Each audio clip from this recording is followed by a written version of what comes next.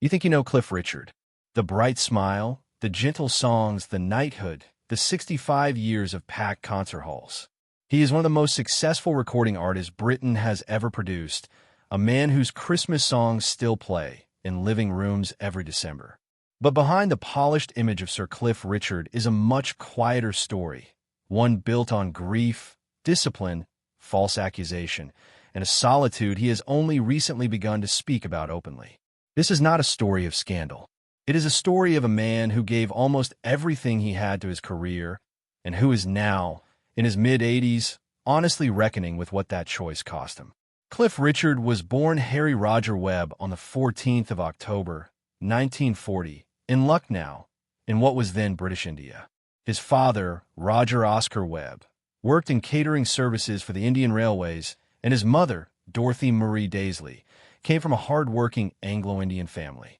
Following the upheaval of partition, the Webb family made the difficult decision to leave the only home they had known and start again in Britain. They arrived with very little beyond determination, settling into a modest working-class life, far removed from the glamour that would later define Harry's name. As a teenager growing up in post-war England, Harry became captivated by skiffle music, the raw, homemade sound that was sweeping through British youth culture in the mid-1950s. When he turned 16, his father bought him a guitar. It was a small gesture, but it changed the direction of his life.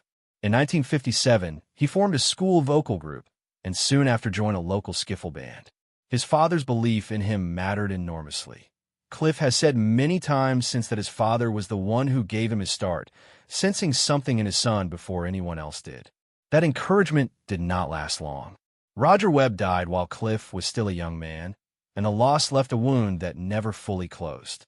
It did not disappear with fame. It simply moved underground, buried beneath the flashbulbs, the touring schedules, and the roar of crowds that would soon fill his life. With his father gone, Cliff found himself the primary provider for his mother and his 3 younger sisters. Even as his career exploded around him, there was no space carved out for grief. Looking back, it is hard not to wonder whether the disciplined, cheerful, endlessly composed public image the world came to love was, in part, forged in that early pressure to hold everything together for the sake of people who depended on him. The heartbreak did not end there. Decades later, Cliff watched his mother's memory slowly disappear as she was diagnosed with Alzheimer's disease. For more than 10 years, he lived with the particular grief of loving someone who is still alive, but increasingly unreachable. By the time she passed away in 2007, he had already spent years absorbing the quiet, repeated pain of visiting a mother who no longer recognized her own son.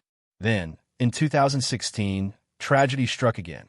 His sister Donna died suddenly, just weeks after Cliff had finally been cleared of false abuse allegation that had consumed nearly 2 years of his life. Donna had been one of his closest sources of support throughout that ordeal. Her death felt, in his own words, like the ground shifting beneath him all over again. There is a strange footnote to Cliff's personal life that says as much about the public's imagination as it does about the man himself. In the early 1960s, he released a cheerful pop song called Bachelor Boy, a lighthearted tune about a young man enjoying his freedom before eventually settling down. At the time, nobody thought twice about it. But as the years passed, and Cliff never married, that catchy title began to follow him everywhere he went. What started as a throwaway lyric slowly hardened into a lifelong label that interviewers brought up again and again. Why did he never marry? Cliff never offered one tidy answer. In his autobiography, he acknowledged experiencing real love and meaningful relationships over the years, while also recognizing that the life he had chosen, constant touring, relentless public scrutiny, would have made a lasting marriage extremely difficult to sustain. One of the most publicized relationships of his life was with the former tennis champion Sue Barker in the 1980s. At the time, the press covered it as though it were a royal romance in the making. Cliff later admitted that he seriously considered proposing to her, but ultimately stepped back, feeling that he did not have the depth of feeling required to make that kind of lifelong commitment. He has said that going through with it would not have been fair to either of them. Fame, he has acknowledged, played a real role in that isolation. Constant travel, constant observation, and the near impossibility of a normal private life made trust difficult to build and even harder to sustain over time. Through much of that period, one relationship remained steady: his decades-long friendship with Bill Latham, his close friend and former manager. For more than 30 years, the two men shared a home in Sunningdale, at various points also housing Bill's mother and, during her illness, Cliff's own mother. Their closeness inevitably sparked public speculation, but Cliff consistently described Bill in simple terms: as family, as a brother, as someone who knew him beyond the stage persona. When Bill passed away in 2022, the loss hit Cliff hard. He is a man who rarely shows vulnerability in public, but in the aftermath of Bill's death, he did. They had shared decades of ordinary life together, success and hardship both. Without a wife, without children of his own, and now without Bill, Cliff Richard's inner circle has become painfully small. The houses that once felt full of people now feel quieter. When he is asked whether he regrets never marrying, he tends to deflect the question gently, saying more than once that you cannot regret something you never had. But those who have spoken with him note a pause that often follows that sentence, as though even he sometimes wonders what might have been. That undercurrent of quiet reflection takes on a much darker shape when the conversation turns to the summer of 2014, arguably the most difficult chapter of his entire life. Cliff woke up one day to find that his Berkshire home had been raided by police, with television helicopters hovering overhead and camera crews broadcasting live footage of officers carrying boxes out of his private residence. It looked, to anyone watching, like a public takedown in progress. Cliff was not even in the country at the time. He was on holiday in Portugal, entirely unaware that his name was being dragged through headlines around the world. The raid had been triggered by an anonymous allegation of historic sexual abuse. Cliff was never arrested. He was never charged. In time, the accusation was shown to be false. But in a modern media environment, reputational damage does not wait for the facts to catch up. For close to 2 years, he lived under a cloud of suspicion that he had no real way to escape. He later described the experience using a single, striking word: contaminated. The psychological toll was severe. He struggled to sleep. He lost weight. He has admitted that at points he genuinely feared the stress might affect his heart. The accusation became an obsession he could not switch off: the first thought in the morning, the last thought before sleep, and the thought that woke him in the early hours in between. By the time his name was formally cleared, something in him had changed permanently. He has spoken about developing a fear of simply stepping outside, of catching himself wondering whether strangers passing him on the street were silently asking themselves if the allegations had been true. That doubt lingered long after the legal matter was resolved. In 2018, he won a landmark lawsuit against the BBC over their live broadcast of the police raid, and the court awarded him substantial damages. This time, the headlines carried a different tone.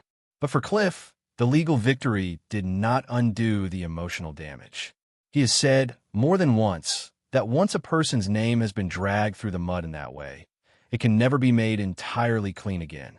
Years later, speaking candidly before members of the House of Lords about the long-term effects of the ordeal, he became visibly emotional, admitting plainly that he did not believe he would ever fully get over it. The accusation itself, he pointed out, remains permanently searchable online, while the person who made it has stayed anonymous throughout. That imbalance, more than anything else, is the part that has never stopped bothering him. Cliff had always loved the United Kingdom deeply. It was the country that had embraced him from the explosive success of Move It in 1958 all the way through to his knighthood in 1995. But after the events of 2014, something in his relationship to that home shifted. He began spending increasing amounts of time in Barbados, the island he now considers his primary home. From the outside, that life looks close to idyllic: palm trees, ocean air, endless sunshine. But Cliff himself has admitted that it does not always feel like paradise. At times he has described it in far more complicated terms, closer to a kind of exile, as though he had been quietly pushed away from the one place he actually wanted to belong. To understand how someone arrives at that point, you have to go back to the very beginning of his career. In the late 1950s, a teenage Cliff walked into a studio to record a song called Move It. The track was recorded in under half an hour. It was raw and energetic, unlike almost anything British audiences had heard before, and it is widely credited with helping to spark the entire British rock and roll movement. Almost overnight, Cliff Richard became Britain's answer to Elvis Presley. By the early 1960s, Cliff Richard and his backing band, The Shadows, were unstoppable. Songs like Living Doll, The Young Ones, and Summer Holiday did not simply top the charts. They helped define an entire cultural era. He starred in films, sold out concert halls, and received mountains of fan mail every week. From the outside, it looked like the perfect pop fantasy. But that level of success came at a real personal cost.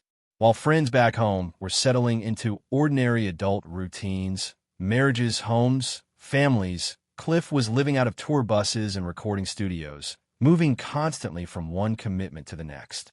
The fame was exhilarating, but it left very little room for anything resembling a normal life.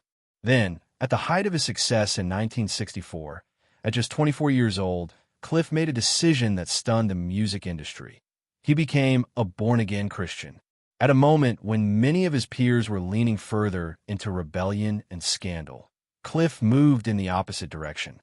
He began rethinking his lyrics, turning down certain performances, and seriously considered walking away from music altogether to become a teacher or a missionary. Some industry insiders assumed his career was effectively finished. Instead, he adapted. His sound softened and his public image matured. He may have lost some of the rock and roll crowd along the way, but he gained something steadier in its place, a sense of personal conviction that has stayed with him ever since. That decision also set him apart in a quieter, more lasting way. He was not part of the wild party culture that surrounded much of the industry. He was not chasing tabloid headlines. He simply lived differently, and that difference quietly built another kind of distance between himself and the ordinary life most people take for granted. And still, the hits kept coming. From the 1970s through the 1990s, Cliff reinvented himself again and again, with songs like Devil Woman, We Don't Talk Anymore, and Wired for Sound, followed later by beloved Christmas staples like Mistletoe and Wine and Savior's Day that became annual fixtures in British homes. Over the course of his career, he has sold an estimated 250 million records worldwide, and he remains the only artist in UK chart history to have achieved a top 5 album in 8 different consecutive decades, a genuinely extraordinary record that is unlikely to be matched anytime soon. But statistics only tell part of the story. At 85 years old, the applause has grown quieter. He is still recording. He is still performing. He is still, in his own words, trying to remain visible in an industry that often behaves as though he belongs to another era entirely. In a July 2025 interview, he spoke with unusual candor about the reality of being an older artist in a youth-driven industry, acknowledging plainly that many radio stations simply no longer play his music because of his age. He said it without bitterness, more as a simple observation about how the industry now works. Unless an older artist is repackaged as nostalgia or paired deliberately with someone younger and more fashionable, he understands that he risks becoming effectively invisible. What feels heavier than that, though, is the way he has started to talk about the future. When asked about touring again, he no longer sounds triumphant or defiant. He sounds tired. He has described performing at his age as very wearing, admitting that he genuinely does not know from one morning to the next whether his voice will still be there for him. He has even said, matter-of-factly rather than dramatically, that he might not be alive next year, so he has largely stopped worrying about it. It is not self-pity. It is the voice of a man who understands time differently now than he did at 24. Behind the knighthood, the record-breaking statistics, and the carefully maintained public image is something far more fragile. A man quietly navigating what it means to grow old in full public view. Someone who helped shape British pop culture and who now watches that culture continue to evolve without him at its center. And then there is the subject people tend to avoid altogether: loneliness. Cliff never married. He never had children. For a long time, this looked like a deliberate trade-off, the cost of an all-consuming 65-year career. But in recent years, he has admitted that it was never really a single, carefully considered decision. Life simply moved too quickly for that kind of reflection. One album followed another. One tour blurred into the next. By the time he had space to stop and think, the years had already passed. He has loyal, long-standing friends, people like Gloria Hunniford and Paul Gambaccini, who clearly care about him, but they return each night to their own families and their own shared routines. Cliff returns to quiet, empty houses. These days, one of his closest companions is John McKellen, a former Catholic missionary who now helps manage his properties in Barbados and Portugal. Their friendship is steady and genuinely meaningful to him. And still, Cliff has said plainly that he does not like living alone, even now, at this stage of his life. At night, he has admitted, he sometimes leaves the lights on simply to soften the silence of an empty house. To outsiders, his homes in Barbados and Portugal look like paradise. Sun-drenched villas, ocean views, privacy, peace. But for Cliff, they have often functioned more like quiet hideaways than dream escape.